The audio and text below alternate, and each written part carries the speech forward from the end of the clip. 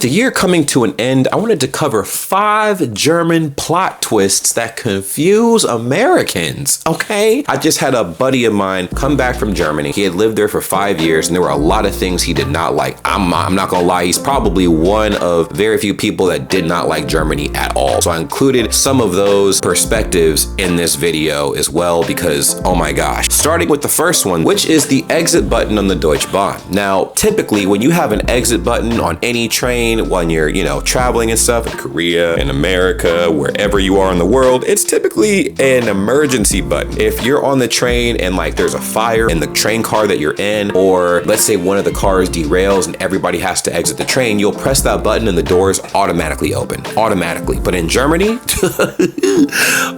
this is pretty much a button to allow the doors to open 1 to 3 seconds earlier than normal. So when the train is slowing down to a stop, there's this button that lights up bright green on the Deutsche Bahn and people press it to open the doors prematurely. And that confused the heck out of me and a lot of other people as well, because I'm like, isn't that supposed to be the emergency button? Like, why are y'all just willy-nilly pressing this button? Like it ain't nothing. Now, it's something I didn't understand at first, but then I'm like, okay, cool. You get to your destination 1 to 3 seconds earlier, which by Deutsche Bahn standards, any amount of time you can save is definitely appreciated, considering that the train doesn't even make it to its destination on time at all. Okay, that was a plot twist and a half from not only myself, but a lot of my other fellow American viewers and whatnot, because those aren't things that exist in America when it comes to opening the door early just for your convenience. It's typically for emergency uses only. So to see people use it so casually was definitely a plot twist. But this next one was an even bigger plot twist to a lot of people, which was paying for public restrooms. I have several stories of that myself. Listen, when you go to any country, I think it's automatically assumed that it is a basic human right to go to the bathroom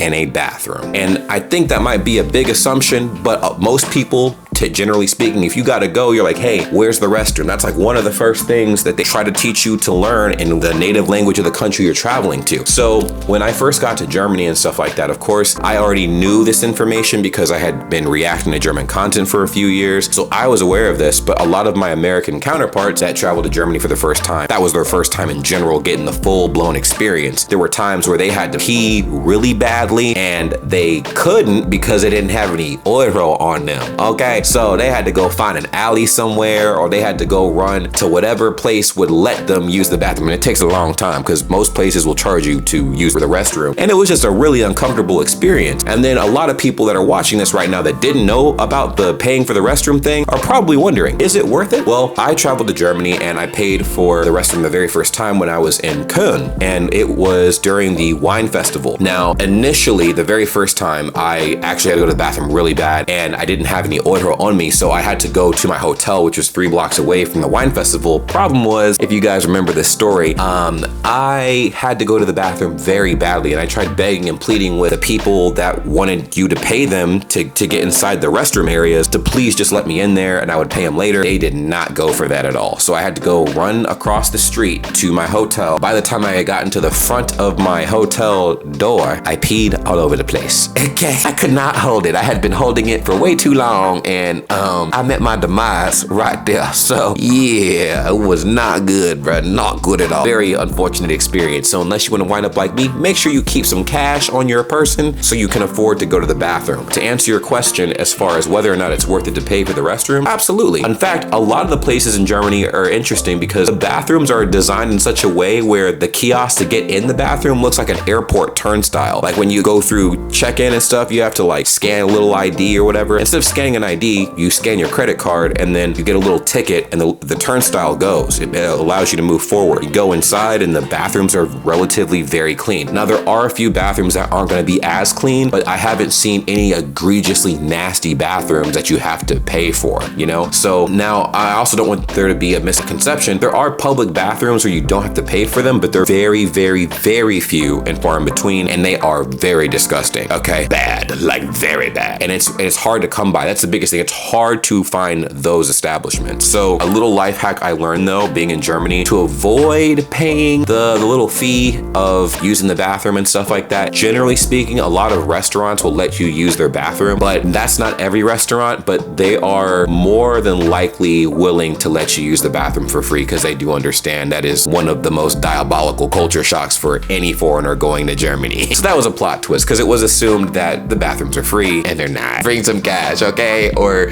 you'll be peeing all over the place. The next one came from the friend that did not like Germany at all. And he opened my eyes up to something I never considered. Now we all know about the nosy neighbors and stuff in Germany. They're typically a lot older. They like staring at people watching, all that good stuff. But what I didn't realize is that more often than not, the people that are doing the snooping don't like to be snooped on, because privacy in Germany is like one of the #1 things, right? So if that's the case, why are we spying on people? Why are we being nosy? Okay, why are we trying to look into the homes of other people if you don't want the same done to you? I find it interesting because I remember I used to do live streams on GeoGuessr on my Twitch channel, and some of the houses were blurred out. And you know what's crazy? People were only curious about the houses that were blurred out in GeoGuessr. You know what I mean? Like all the other houses on the block, we didn't really care about, but then the houses that were blurred out, people would find the address mad quick. All that to say, I just never thought in a million years that the people who were doing the snooping and just being nosy and trying to be in other people's business and stuff like that were so concerned with other people without expecting it happening to them. Like imagine the nosy older neighbor that gets on you for mowing your lawn on Sundays and stuff like that, or they're curious as to what you're cooking for dinner through your window in your house. They freak out when you look back at them and they're doing the same thing. It's a little diabolical and definitely a plot twist I wasn't expecting, because I thought it was like an unwritten rule that everybody just snooped on everybody. That was kind of like the common denominator out there in Germany. In local neighborhoods, especially where that seems to be very prominent,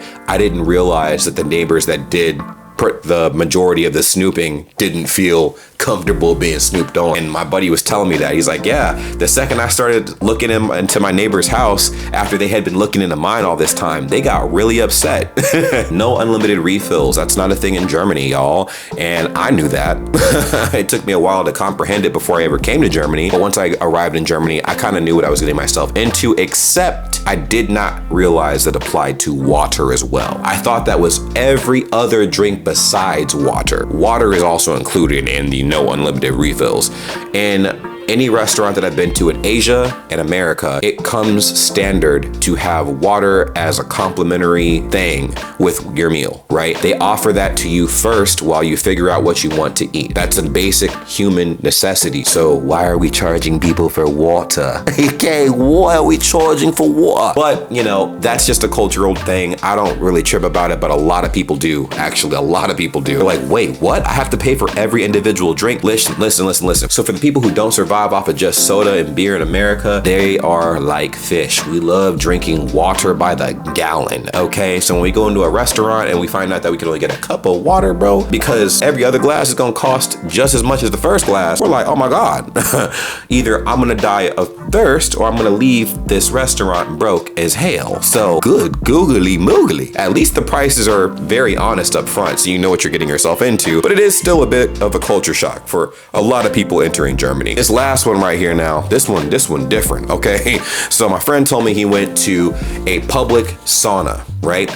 Two things he didn't realize. The public sauna that he went to was mixed gendered, and it was birthday suit vibes, okay?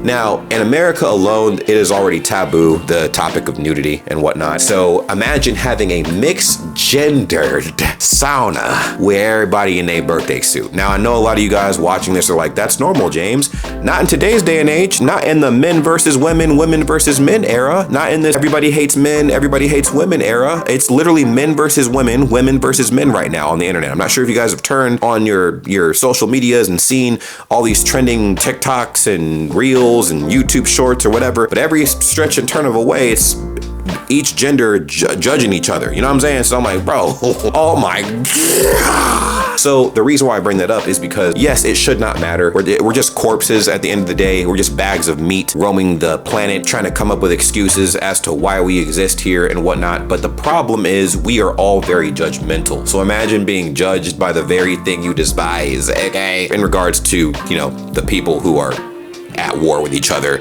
on the internet. It's a tongue-in-cheek joke, but for the most part, you get what I'm saying? People just hate to be judged and whatnot, let alone in their birthday suits by the opposite gender. You feel me? So definitely a huge plot twist, and it makes a lot of people uncomfortable. But that's part of adapting and acclimating to a new culture. You have to adjust, right? Or, you know, you don't have to. You can always leave. You feel me? You can always leave. That's a lot of the plot twists that confuse Americans, okay? And a lot of other foreigners as well. Let me know if you guys agreed with these takes. As always, it's been an honor and a privilege making some content for you guys and sharing my experiences that I've had while I've been over in the beautiful country of Deutschland. However, I will not be making videos for a while because I'm taking a break, guys. Yes, I uploaded daily for a little bit and I will be back after my break. I need to rest and recoup, and I will see you guys in 2025.